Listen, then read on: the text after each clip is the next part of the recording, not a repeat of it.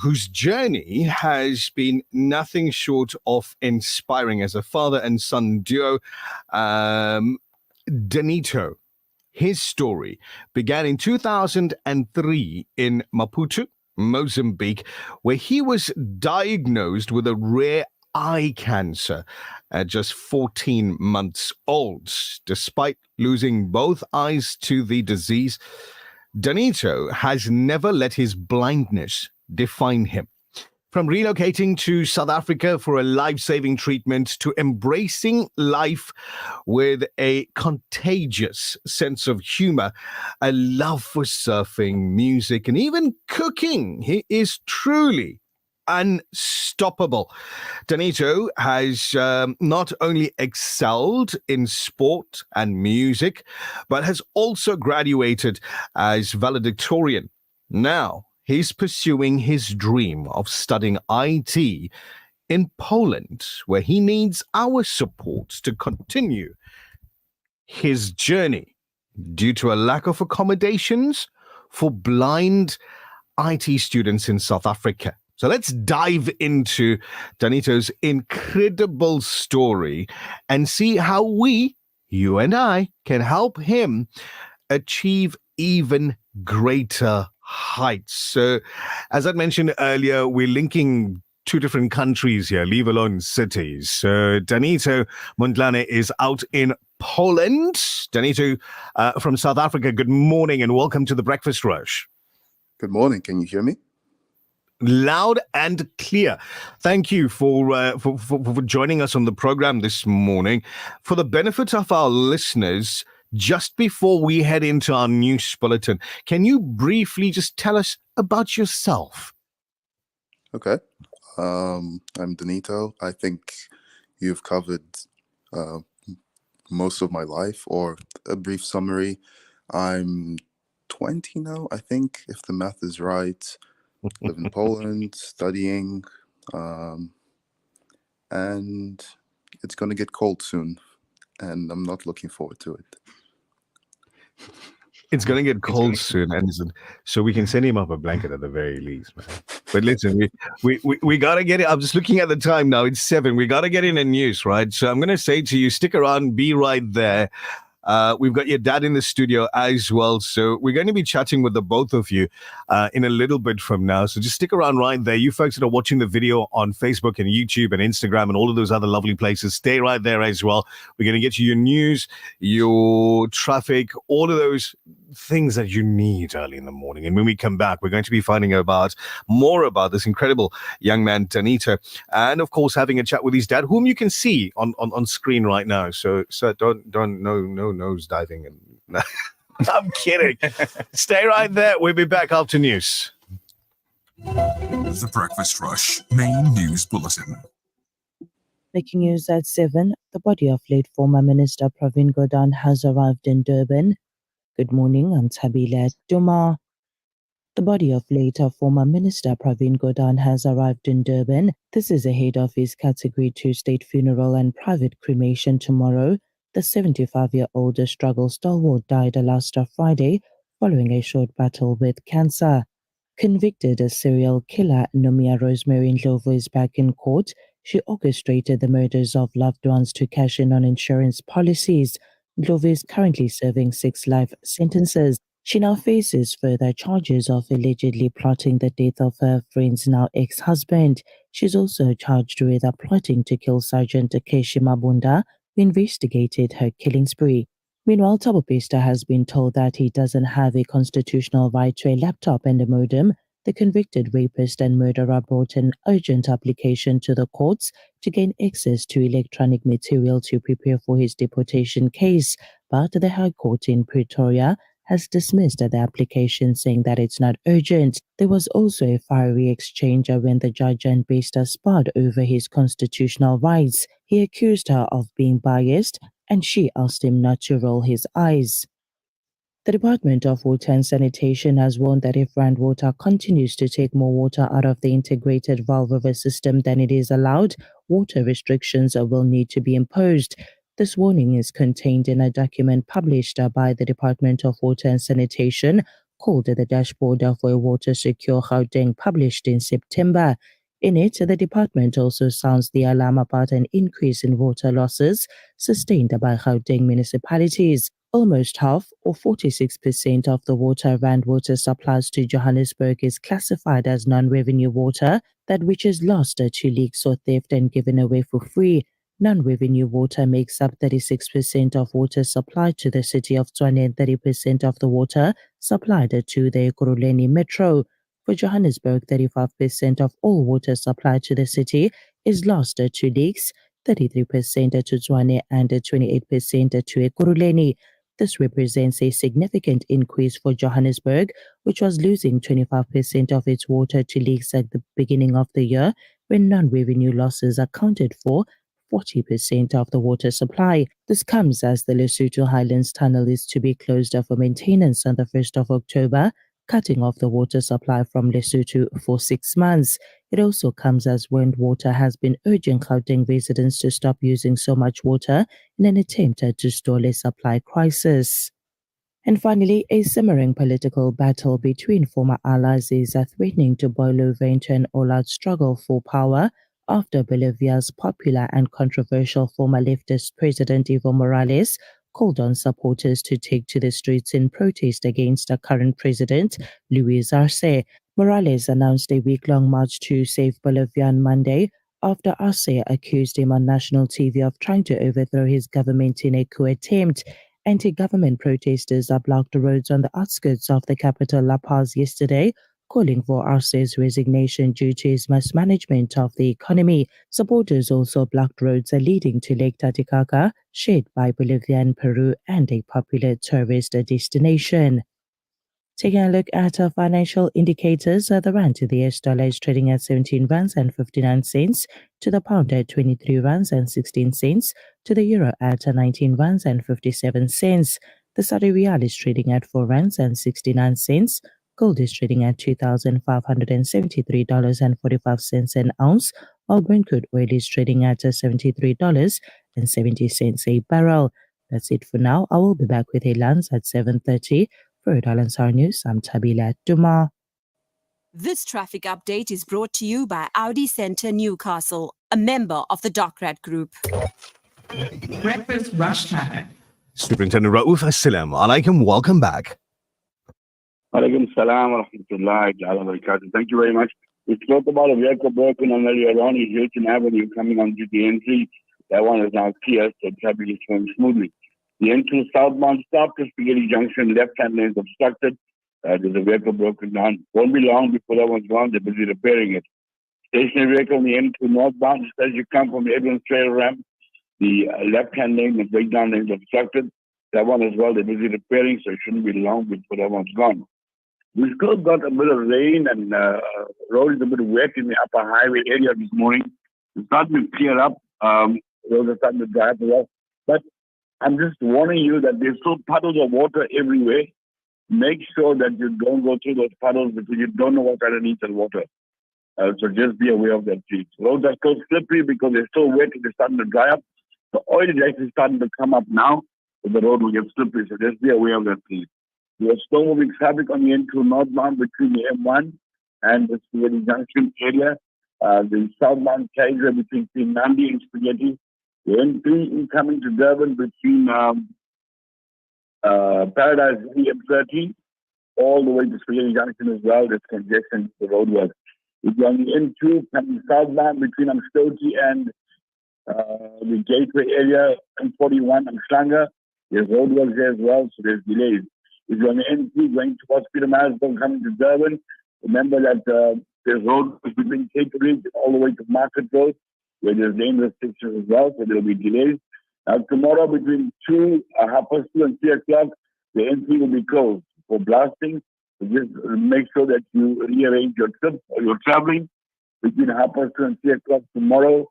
The N3 will be completely closed. The alternate route will be the R1 or 3, but all heavies will be stacked up on the N3 until it opens up again.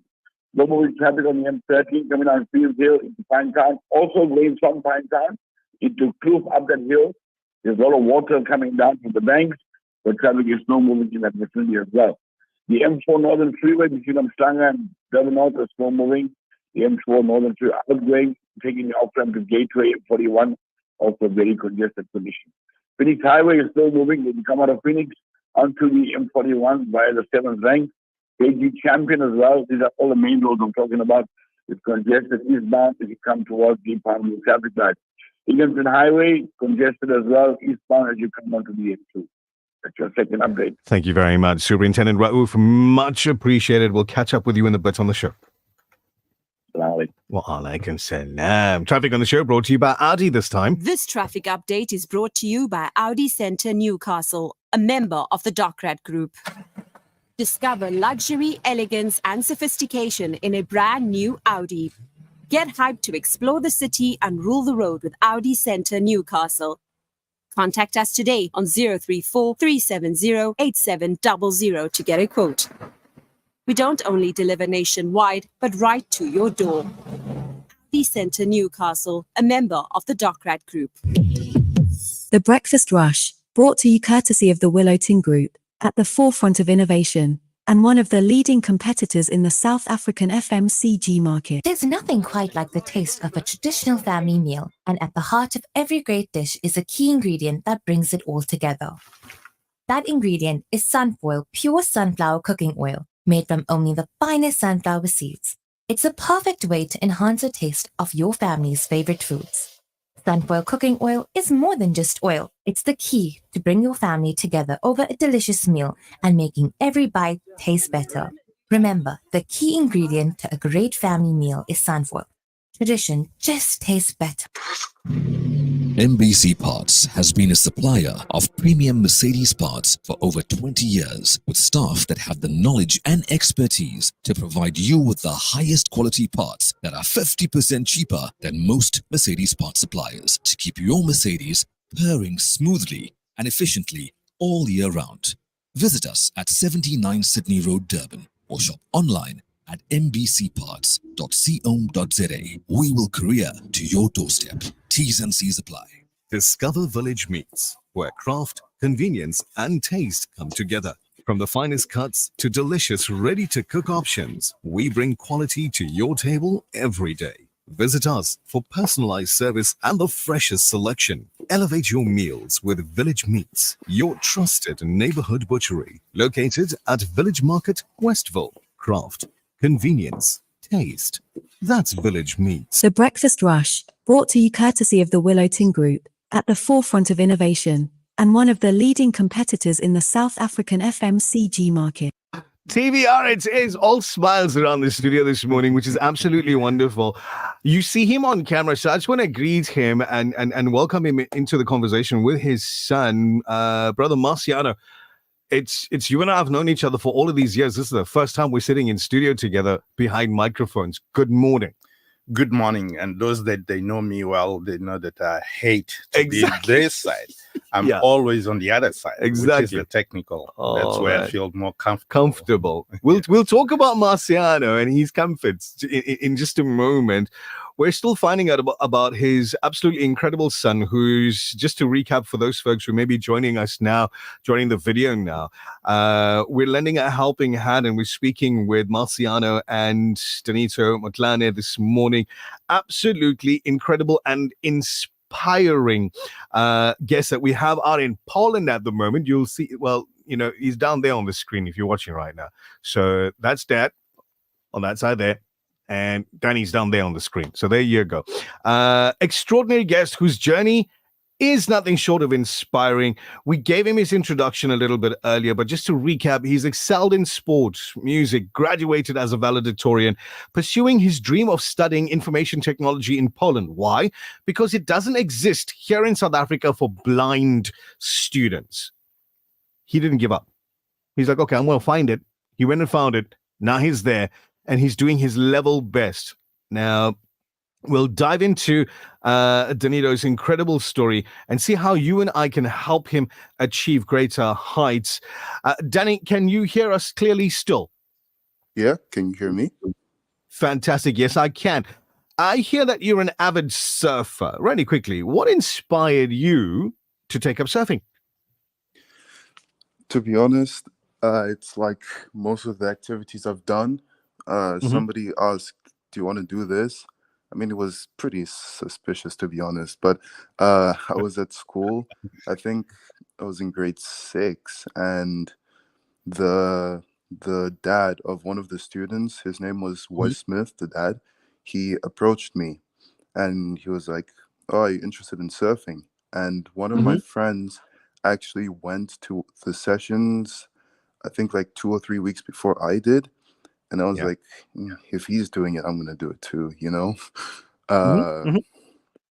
yeah, so I started off there on a bodyboard. And I think 1 or 2 years later, Wes was like, "Do you want to try a normal surfboard?" And went on from there. Wow. I'm already in awe. But let's go to number 3. You've also earned many academic accolades. What motivated you to excel academically, and how did you overcome any challenges you faced in your studies? Mm, my motivation, it was, I don't know, when I do something, I always try to do it the best way possible. Mhm. That's what's important to me, like to try to make the most out of something. So Mhm. I had, the privileged opportunity of getting an education despite Mhm. my challenges, Mhm. and I tried to make the most of that. And in terms of difficulties and challenges, the school that I went to, open air school, was helpful in terms of Mhm. providing me with material to study with, and the teachers went out of their way a lot to try to accommodate things for me. For example, I was studying hospitality, and it's kind of crazy, if you're to imagine letting a blind person in a kitchen with the Yeah. stove and knives, but my teacher did it.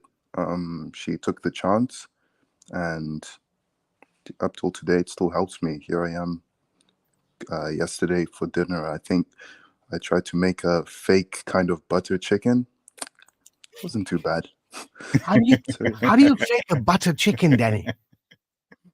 mm, You you poured out fake the it can. by nah, no, no, no. You fake it by making it less spicy. Aha. Well, you Hmm. turn down the volume on the spice. That's okay. Let's talk about your move to Poland for your IT studies. It is, I would assume, a big daunting step. Can you tell us more about the challenges that you faced finding an institution and what motivated your decision to pursue your study in Poland? Excuse me. Yeah. So while I was still in South Africa, Mm-hmm. I knew I wanted to study something related to computers and technology. So but I knew that I would have difficulties and challenges for 2 reasons. One, um, because I'm blind, and Yes. I knew it was something. It's something that quite a few universities, I don't know, maybe they don't know how to deal with it or don't want to. I'm not too sure, but that's one thing. Mm-hmm. And two, because of my disability, when I was in school, I Mm-hmm. was only allowed to do maths lit because they don't have teachers who are trained to Mm-hmm. teach, pure maths or core maths. Yes. So that was also a really big limiting factor. Mm-hmm. But I was told that I don't know if I should give names of universities, but one of the top Mm-hmm. universities. Yeah. Sorry. No, let's not use any names. Let's just Mm-hmm. get to this. Yeah. Yeah, so one of the top universities, I was told that, yeah, they have this disability consultant or something like that, Mm-hmm. and they deal with disabilities. I sent an email. He was like, yeah, okay, no problem. We can discuss it. We can talk about Yeah. it, see what can happen. And he ghosted me. He just didn't reply. Oh, I no. sent him another email saying, hello. Uh, can we talk about this like 2 weeks Yeah. later? And same thing. And it kept on happening until he stopped replying. And when that happened, I was like, Trying something over and over again and not getting any results will not get me anywhere. Mm-hmm. So you found the university? Yeah, that was also a process. I kind of did the same thing, saying, okay, here's my situation. I'm blind and my maths is kind of weird, but I'm willing to learn and adapt. Lots of them didn't answer. Others said, unfortunately, no, we'd like to. But then I found one, and yeah, it's been working out so far. All right. I want to bring your dad into the conversation really quickly. Marciano, for those folks who don't know, it's as he mentioned earlier, he's somebody who prefers to be behind the scenes. And for us here specifically at Radio Al Ansar, he is one of the pillars behind the scenes for the station. From a technical point of view, it could be 1 o'clock in the morning. It actually often has been 1 o'clock in the morning, where somebody's picked up the telephone, and on the other side is Marcy. What did you break now? And he's on his way to fix it. So quite literally from day one. I mean, the studio that you're looking at in this. In the video right now, all of the background, all of the flooring, everything that it wasn't here when we started working in this room. It was bare walls. So that is how long Marciano's association with Al Ansar, Radio Al Ansar, has been from the very beginning. And Marci, I must say, when we'd met all of those years ago, maybe 10, maybe more years ago, I knew that you had kids. Yes. I never knew Danny's story, and I heard him use a word which I know he's uncomfortable with. And just thinking as a parent, I might be uncomfortable with it. So before we get into the questions that I've got for you, what word can we use besides disability, please? Because I'm also uncomfortable with that word. No, okay. If you hear the politically correct, they said differently abled people. Sounds a little bit better. Yeah, instead of disability. Yeah. Just there's a big question there in terms of who is disabled. Mm-hmm. We will find out that all of us are disabled in some way or the other. Yeah. Because I can ride a bicycle, but someone else can't ride a bicycle. Yep. So he's disabled. So he's true. So we're talking with a young man. For those folks that are joining the video right now, and I'm just looking at some of the comments on there. He's not in South Africa. He's not in studio. He's in Poland. He is somebody who lost his eyesight when he was just a little babaki. He was just a little babaki. And he's doing phenomenal things. Now, as a parent, what were your thoughts and emotions when you first learned of Danito's diagnosis? And how did your family cope with the decision to relocate to South Africa for his treatment? Okay, it was a shock. How does that came about? My wife noticed that she's breastfeeding him, should see something strange, and then she tells me, something is wrong with this baby. So, okay, let's go to the hospital. And as we know, public hospitals, you will get there, then they'll have a look and say, no, there's nothing wrong. We go back. Nothing.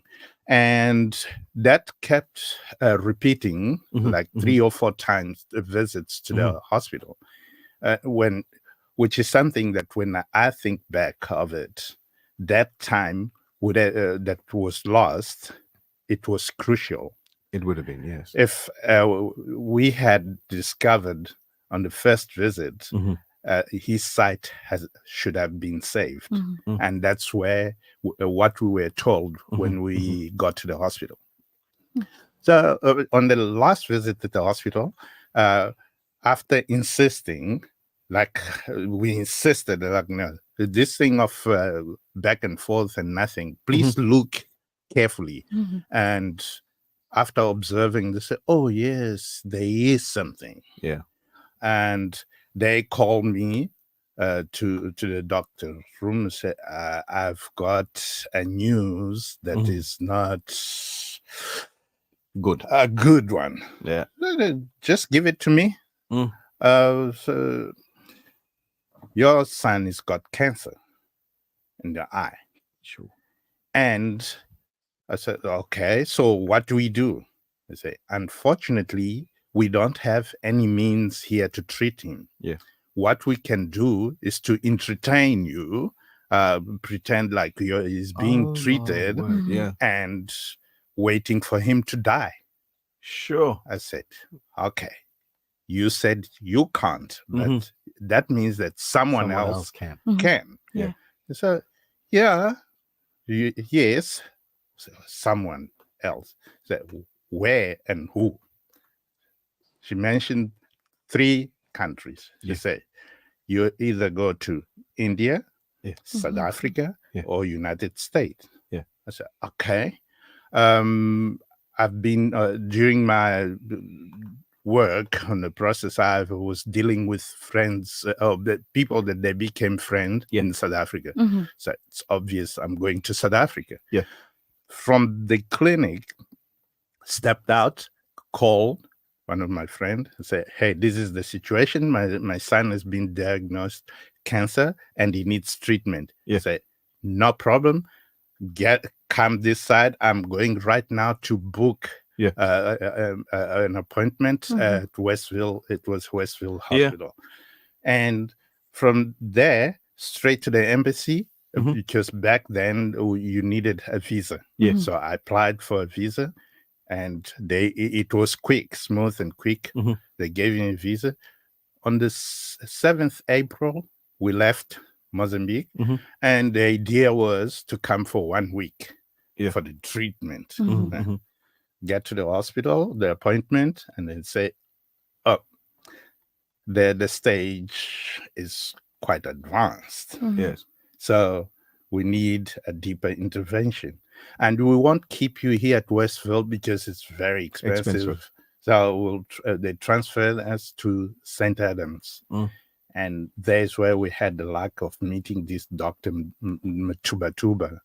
This is the one that, it happens that he was the main or the head at Albert Luthuli. Yes. When they just opened. They were still opening in that time, 2005.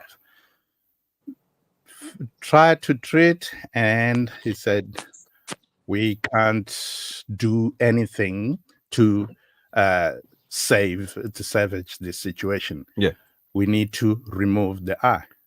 So, like the entire eyeball? Yes. Oh, my word. I said, okay, is that the only option? They say, yes, that's the only option, and let's hope and pray that the other one has not been infected. And okay, let's go for it. Then they removed the first eye. Gone chemotherapy and radiotherapy. And that one had to do chemo here and radiotherapy in Cape Town, Groote Hospital. It was a ping pong, up and down for the treatment. First track, one of the sessions after radiotherapy in Cape Town, the doctor comes out of the operating room, and I am sitting, because all this journey, I am, whenever it is to go to Cape Town, I was dad and mom. So the doctor comes out of the operating room. Yeah. She comes to meet me there at the waiting room. She starts crying. And all the staff, the nurses, they come and say, what have you done to the doctor? To the doctor, yeah. Nothing. I was supposed to be the one crying. Because after crying, she said, I'm so sorry. I failed. Oh, no. So, okay, what do you mean? So, the chemo, all this treatment didn't manage to save the other eye. No. That means that I had to remove the other one. The second as well. The second one. So just okay. I can imagine emotions. Turmoil, internal turmoil. Yeah, a little bit, but I would say that my life journey, it's something else that I was prepared. I'm one of those that I'm ready for anything. Yeah. I kind of understood nature. Yeah. You don't fight nature. Absolutely. You just need to adapt. Yeah, bring me the challenge. Let's face it together. Yes. That kind of situation. So I have a lemon. I just make a lemonade if I don't know. Like so that's then I just sort of it's okay. There's nothing we can do. You tried your best, and don't feel sorry about it. It is the reality. Exactly. And then she went back, and the stuff that come to me. So what have you done to the doctors? And, guys, hold on, calm down. I should be the one crying here, and you should be giving support. And then, but what happened when I tell them, "Oh, so sorry, so sorry"? Yeah. So they start that sympathy. But so you had this second eye removed. Now the prayer was, let's make sure that it did not affect the brain. So you had to continue with the treatment, both chemo and radio, to eliminate that possibility, because it was starting to be in the skull. And if it goes to the brain, which matches with the information that I got in first place, it got to the brain, no one can help you. It's end of it. So we come to a point where all of the treatments and everything that he needed to go through started his life off, sort of teaching him to be extra strong. And we see that he's learned this extra strong lesson very, very well, being a young man of just about 20 years old, living on his own in Poland, pursuing his dream of studying information technology. And we know that somebody down the road, studying 2 kilometers away from home, sometimes finds it very, very difficult. Well, absolutely. And here's somebody on a whole other continent, you know, and he's pushing his way. He's still on the line, by the way. We've still got him on there. So he's listening into the conversation at the moment. We've reached this point where funds are now required. You know, he's gone through his life's journey, which has brought him to this point in Poland. Tell us about the fundraising campaign that is on and why. Okay, so all these challenges, okay, you should backtrack, but I will try not to. Having moved from Mozambique to South Africa, I had to give up everything. Back then, I was a CEO of a company and a headmaster of a school that I created. Right. But when I got faced with this challenge, I was like, priorities. My priority is now this little one that is helpless. And I just literally dropped everything, moved to here. And thinking the 1 week story. And then when you realize that 1 week is not happening, I had to adapt to like finding something to do here. Thanks to my studies and qualification that made easier in life, and that's what I thank my dad for. He sacrificed to make us study and then give the chance for us to survive, which is something that I'm doing, try to do for Danito as well. Which is him becoming that hard man. I put him the too many challenges. How you learn to swim. I just threw him in the swimming pool. Danny, jump in if he's lying to us, eh? No, it's all true. I was like 2 or 3. Yeah, I just threw him in the swimming pool, and mom panicking. What are you doing? And then him crying. I said, "You survive. I don't care." So he started crying, and he saw that crying doesn't help because I will be drinking water. And then he started kicking, floating. So now you are calm. Resilience. Okay, good. All right. So I took that. And I also bought him a bicycle. I think he was, how old were you? 2 or 3? Yeah. Yeah. The first of many that I broke. I can imagine why. So he started riding a bicycle, and people called me mad. I said, yeah, it's fine. I'm mad. But my vision was he must have life just like a normal kid. Yes. If the other kids are playing with bicycle, why should I invent a new toy for a blind person? So you just use the toys that are available. Yeah. I've got a potentially stupid question, and I know no such thing as nothing like a dumb question. But Danny, how do you know not to hit the wall? So sometimes I wouldn't know, and I would hit the wall, but I kind of memorized the whole area where I used to ride, but also I can hear based off like the echo of the ambience like around me how far something is. So for example, I could be walking and I can hear, oh, there's a car to my left and a car to my right, even if the cars are stationary, just from those audio cues, like from my surroundings. So I wanted to use that to skip you a little bit forward because we're running out of time. He's also a sound engineer. Yes. He's quite a noteworthy sound engineer. Okay, that for me and for him, it was easy. Yeah. What I just realized that his sense of hearing, it's excellent. So all what I need to do is just to guide him what is required on this and that. Yeah. But I found out that he's the one guiding me. Okay. So I would be sitting in a session in the studio. You like to go with me to the studio, or if I'm working from home.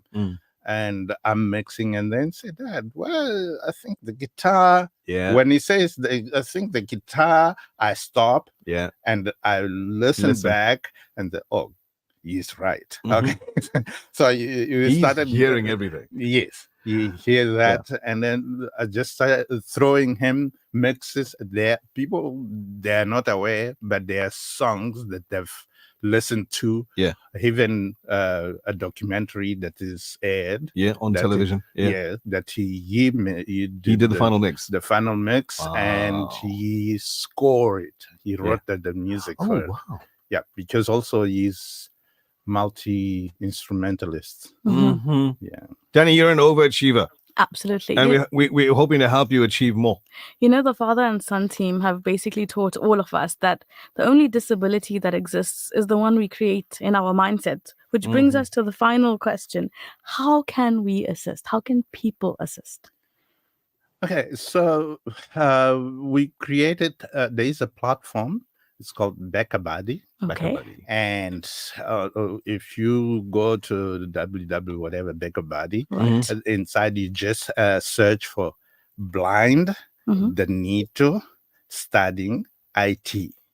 When you do that, that campaign will pop up. Okay. And there you just donate.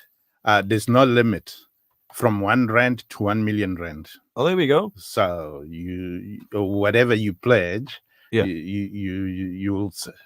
make the offer, and there also you will find just the platform request that we let know what this campaign is about. So most of the stuff that we covered here, there is a brief history of the So what we're doing right now is we're putting up the Back a Buddy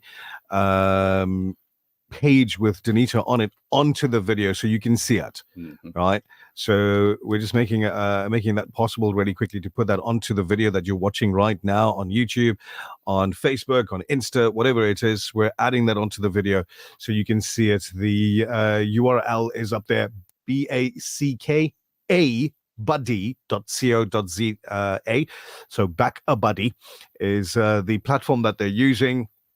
It's called Blind Danito Studying IT. That's the campaign. I see there have been a couple of donations already. Of course, much more is required to keep Danny comfortable and paid up with his studies in Poland. That's in a nutshell. So, folks, we're not asking you to buy him the latest Mercedes with infrared technology and fancy sound systems. No, we're saying here's a young man who came to this country with cancer in both his eyes, got the medical treatment that he required to keep him alive, to keep him moving, and boy did he move. From everything we've heard from the time he was a bubba, he's been just pushing the boundaries and proving people wrong and just achieving like you'll never believe. Now, so all of you guys that are watching the video right now, on whichever platform it may be, the Backer Buddy picture is on the screen. So follow that.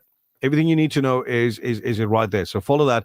And if you can, as you've heard Marciano say, no limit. So from 1 rand to 1 million rand, whatever you have that you can donate toward keeping this inspirational young man studying, so that because we know he's going to achieve so much. And Danny, correct me if I'm wrong, but mom and dad's still here in South Africa. So it's actually quite possible that you'll bring all of that knowledge back here and we'll make dad a CEO once again of this big corporate.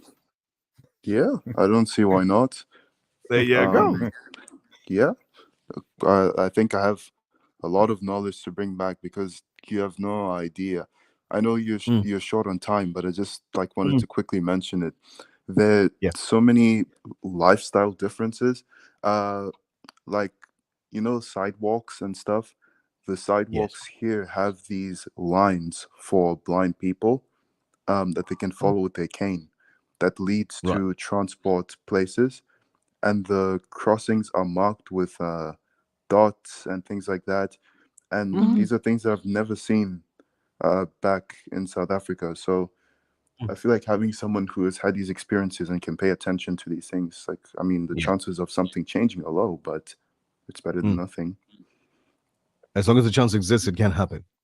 In a nutshell. Any final words from you to our listeners here in South Africa? Yeah, thank you for listening to my story, and I appreciate any support. Anything will mean a lot, even 1 rand, because I know that there are people who only survive on 1 rand per day. So I know the value of it, and I appreciate everything. And yeah, I hope my story and information can help other blind kids and things that are being, very sheltered by their parents to have the courage to speak up and say, I want to try to do this.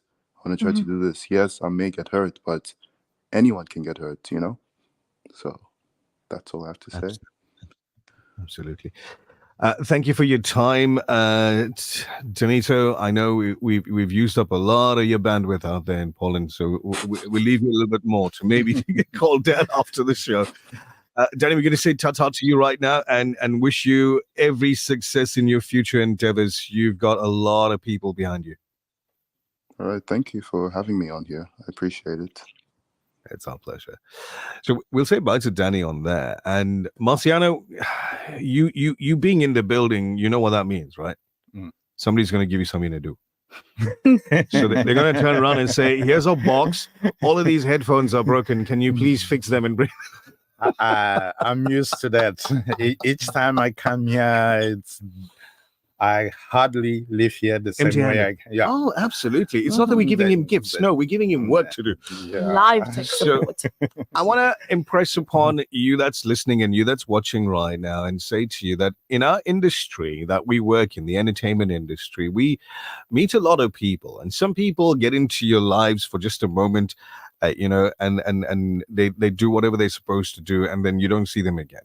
And then every so often you meet somebody who gets into your circle for a specific reason and then fulfill so many other things as they get along. And as I mentioned earlier, when Marciano and I had first met, we walked into this room that you're looking at, and it was bare walls.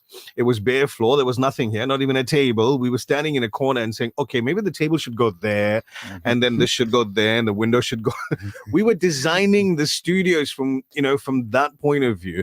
And then comes along this vehicle, and how's the vehicle going to work? And we're going to take it out there.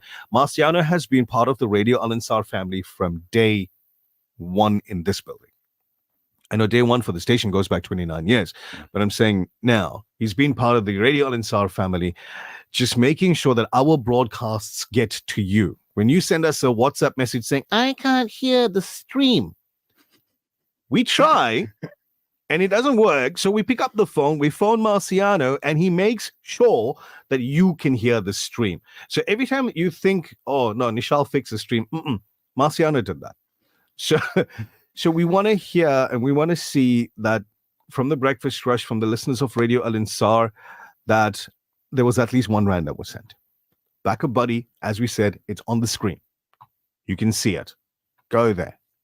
Click on it. There's a little donate button with a heart next to it. Click on it. You can share it. You can do all of those things. As you heard from both of them, every rand counts. Marcy, you're always telling us on radio, stick to time. You're the reason we're late this morning. So I'll take that so that I don't pass the blame. Last words from you to our listeners, sir. To say thank you to everyone that spent their time listening to our story. What I have to tell the parents, please don't make your fears the fears of your son, the fears of others. Because what I've noticed while in this journey with my son is that people would say, why are you doing that? But you should listen. I always talk to him. I communicate with him, which is the key factor in a relationship. Absolutely. Communication. So I'll tell that, Danito, I'm thinking of you doing this. Are you comfortable? He said, no, Dad. Okay. If he says no, who am I to push on that? Because I can, he can. No. And if he said that, you did the crazy thing that I will never do, which is to swim the mile. What? Yeah. He swam the mile. He swam the mile. I can't swim from one end of the tub to the next. Yeah. So when he told me, he said, Dad, I want to swim the mile. I said, Danito, are you aware what is that? What that means? Yeah. He said, yeah, I want to do it. Okay. Do you know that you need to train at least? Yeah. He said, yes, I know. So you will help me to train. Okay. I started the process of training. Getting him in there and training the whole trip. Yeah, train, pool, swimming pool, here and there. And then came the day, you know what I did? I went to the start of the race. The race, dropped him there. I drove around to the and end. Waited at the finish line. So him and his coach, they came out there. Wow. I look at him and say, God, this is insane. Inside of me, I'm saying, what am I doing? Why am I allowing this to happen? What if? But the coach was there. Then I just said, no, what if? If he drowns, it means that he was meant to drown. How many people are drowning without going? Yeah.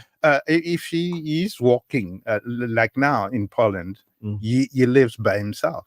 Yeah. He walks to the university. Has he ever been there prior? No. Did you take him there and say, son, here's your apartment. This is where the sidewalk is. Did you go? No. I'll send my son to Chatsworth. And I'm like, okay, let's you. Yes. No, man. That's what people are doing. And wow. And because of the passport story, this immigration, he had to go to Germany. So he got into the train. Yeah. He went to Germany by himself. Oh, to sort out the passport, the paperwork. And in one of the trip, he had because the passport has expired, he got locked up. Where he was arrested. He was arrested, right? Taken out of the train, right? And they wanted to deport him. And the way of deporting him was to just drop him at the border from Germany to walk back. And he just pleaded. He said, "Guys, I'm not arguing. Everything you say, it's fine. But I can't. I don't know where you are dropping me. I can't see." And then the commander said, "Okay, bring him back to the station, police station. Load him into the train, be sent back to Germany." When that happens, it happens to anyone.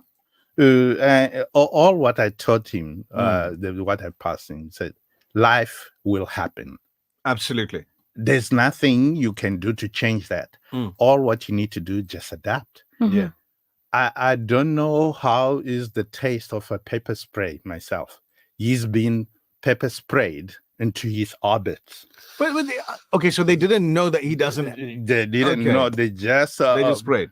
Yeah, it was an incident where his roommates had some commotion, or the other one called the police. When they came there, they assumed. Now that they broke open the door, he was busy cooking, and it was the first person that they saw when they got in. Yeah, and he say while they're shouting, he raised his hand up. Look, I have nothing to do, and the cop there just took a pepper spray to him. Gosh, and that was 1 week of pain. Excruciating pain. I would imagine so. Yeah.